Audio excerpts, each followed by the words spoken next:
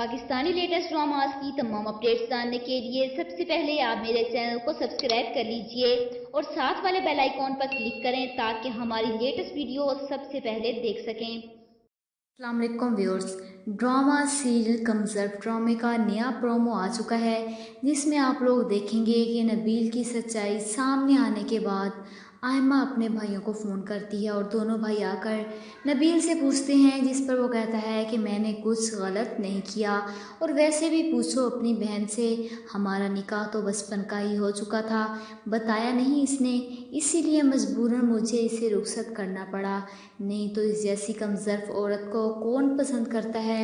इतनी बड़ी सच्चाई सामने आने के बाद आयमा रोती धोती अपने भाइयों के साथ वापस घर आ जाती है।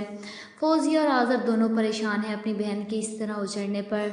मोना उनसे कहती है कि मुझे वो शख्स पहले दिन से ही खटकता था, जिस पर आयमा रोते हुए कहती है कि पहले क्यों नहीं किसी ने मुझे अक्ल दी, इन सब बातें बता रहे हैं। मोना उनसे कहती है कि यहाँ आने के बाद आपने नबील भाई को फ़ोन किया, जिस पर आयमा कहती है कि मैं क्यों करूँगी। मोना उन्हें समझाती है कि शायद कोई रास्ता निकल आए और आखिर आयमा नबील को फ़ोन करके कहती है कि नबील, इतने साल हमने एक दूसरे का इंतज़ार किया, तुम मुझसे भूल तो नहीं सकते ना। जवाब में नबील कहता है कि मुझे तुमसे कोई ताल्लुक़ नहीं रखना आयमा, मैं तुम्हें तलाक दे रहा हूँ। ये सुनकर आयमा के पैरों तले से ज़मीन निकल जाती है। वो तो कोई रास्ता निकालना चाह रही थी, नबील ने तो सारे रास्ते ही बंद कर दिए।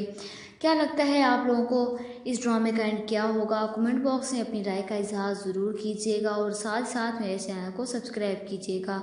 Thanks for watching.